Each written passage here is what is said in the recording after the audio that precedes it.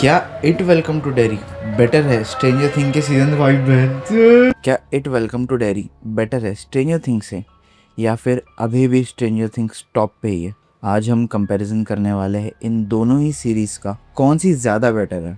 जब मैं stranger thing का सीजन 5 देख रहा था, इतने भर भर के रिकमेंडेशंस आ रहे थे इट वेलकम टू डेरी के लिए, लेकिन मैं स्टिल श्योर नहीं था क्योंकि मुझे इट का चैप्टर 2 अच्छा नहीं लगा था। मूवी जो थी फर्स्ट पार्ट वो काफ़ी अच्छी थी, लेकिन चैप्टर 2 मुझे इतना पसंद नहीं आया था।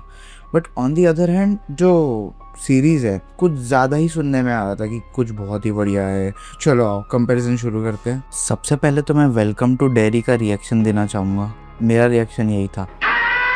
अब देखो ऐसा है, ये सीरीज़ जो है ये एब्सोल्यूट सिनेमा, कुछ नेक्स्ट लेवल एक्सपीरियंस है। मतलब बहुत लोगों के लिए तो ये ऐसा होगा कि ऐसा इनने पहले कभी कुछ देखा नहीं है। उसकी स्टोरी टेलिंग बहुत ज़बरदस्त है, भर भर के बातें है उसके। पर ये मूवी रिव्यू नहीं है। किस शहर ने हमें सबसे ज़्यादा डराया है, डेरी या हॉकिंस? हॉकिंस ओवरऑल एक अच्छी वाइब देता है, एक पॉजिटिव वाइब देता है जहाँ पे कुछ बुरी चीज़ें चल रही है जो दिख के नहीं आ रही है। ऑन दी अदर हैंड जो डेरी है वो अपने आप में ही थोड़ा टेरिफाइंग जगह है। वहाँ के लोग थोड़े वियर्ड है और चीज़ें नोटिस में आती काफ़ी ज़्यादा। यहाँ पे वियर्ड चीज़ें चल रही है, यहाँ के लोग रेसिस्ट है, कमीने हैं। देखो स्ट्रेंजर थिंग और वेलकम टू डेरी में एक चीज़ सबसे ज़्यादा कॉमन है कि एक बच्चों का ग्रुप होता है जो मॉन्स्टर्स के अगेंस्ट लड़ रहा है। मॉन्स्टर बोल लो या फिर हॉरिफाइंग चीज़ें। अगर मैं बात करूँ पेनीवाइज और वेकना की, तो फार फार बेटर है भाई पेनीवाइज उससे, फार फार फार बेटर। आखिरी तक हॉरिफाइंग फील होती है।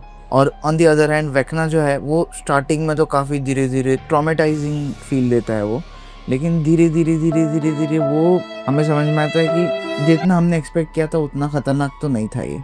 जहाँ वेकना के विक्टिम्स ट्रॉमेटाइज्ड होते हैं वो उन्हीं लोगों पर अटैक करता है जो एक ट्रॉमा झेल रहे हो। ऑन दी अदर हैंड जो पेनीवाइज है वो ट्रॉमा में डालता है, स्केयर पे फीड कर रहा है। मतलब उसका टेस्ट बढ़ जाता है। जैसे कि खाने में नमक होता है ना, वैसे ही पेनीवाइज के खाने का नमक है उन बच्चों का डर। जहाँ एक साइड हम हॉकिंस से कनेक्ट होने लग जाते हैं, हमको वो पसंद आने लग जाती है वो जगह। ऑन दी अदर हैंड जो डेरी है वो हर वक्त वियर्ड फील होता है, टेरिफाइंग फील होता है। वहाँ के लोगों में आप हर वक्त नोटिस कर पा रहे हो कि कुछ तो वियर्ड है यहाँ।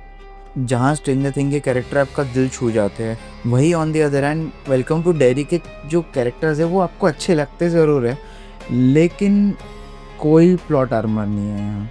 जहाँ स्ट्रेंजर थिंग में एक प्लॉट आर्मर कन्फर्म्ड होता है, एक तरह से देखा जाए तो ये तो नहीं बनने वाला, ऐसा हो जाता है। वही ऑन दी अदर हैंड यहाँ कोई प्लॉट आर्मर नहीं होता है।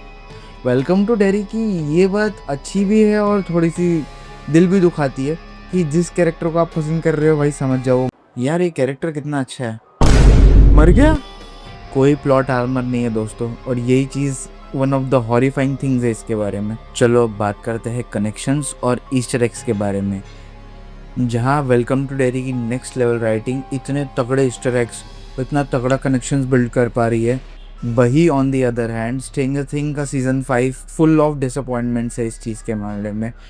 भाई ऐसा लग रहा है कि राइटर्स खुद भूल चुके हैं कि पहले क्या हुआ था, सीधा उनने सीज़न 5 एक नई शुरुआत कर दी है। छोटा सा एग्जांपल दूंगा, आपको क्लैरिटी मिल जाएगी। एक डस्टिन का कैरेक्टर आपको याद होगा स्ट्रेंजर थिंग में।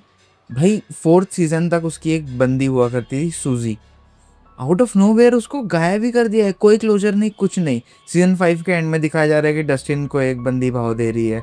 एंड आई वाज लाइक कि भाई आप लोग खुद मेमोरी लॉस में चल रहे हो क्या? जहाँ वेलकम टू डेरी एक स्केरी फील देता है भाई आपको, मतलब हॉन्ट कर देगा। बहुत लोगों को तो ये ऐसा फील होगा कि भाई उनको दुनिया का देखने का नज़रिया बदलने वाला है, ठीक है। But on the other hand जो स्ट्रेंजर थिंग है वो इतना हॉरिफाइंग या हॉरर वाइब वाला नहीं है। उसका बस मेन हॉरर है कि वो इमोशंस पे खेल रहा है कि कहीं ये कैरेक्टर ना मर जाए, वो कैरेक्टर ना मर जाए। पर एट द एंड आपको पता है कि कोई मरने नहीं वाला है, ये लोग बस फियर क्रिएट कर रहे हैं। तो फाइनल वर्डिक्ट ये है कि मेरे लिए स्ट्रेंजर थिंग्स बहुत क्लोज था। मतलब इतना क्लोज कि मैं मेरी एक फ्रेंड के साथ घंटों के कन्वर्सेशंस करता था उसी से रिलेटेड कि ये क्यों किया, ये कैरेक्टर कैसा है, वगैरह वगैरह वगैरह वगैरह। But on the other hand इसका फाइनल सीजन जो था, ठीक है ये अच्छा था, लेकिन उतना ज़्यादा अच्छा नहीं था जितना हाइप बिल्ड किया गया। जितना बताया गया कि होने वाला है, फाइनल एपिसोड तो लगा ही नहीं कि ऐसा कुछ था।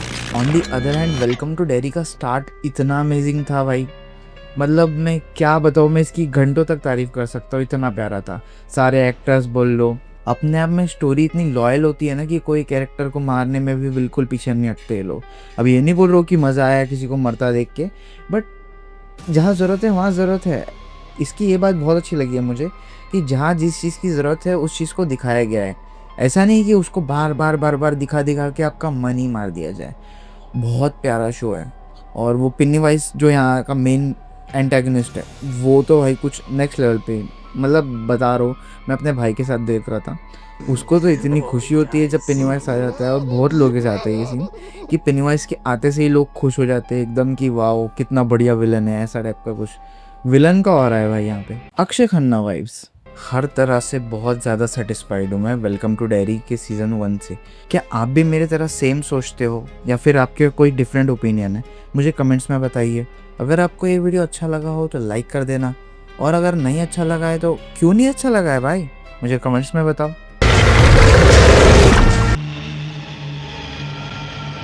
नल्ले बेरोगा छपरी भिखुंगे चोर सॉरी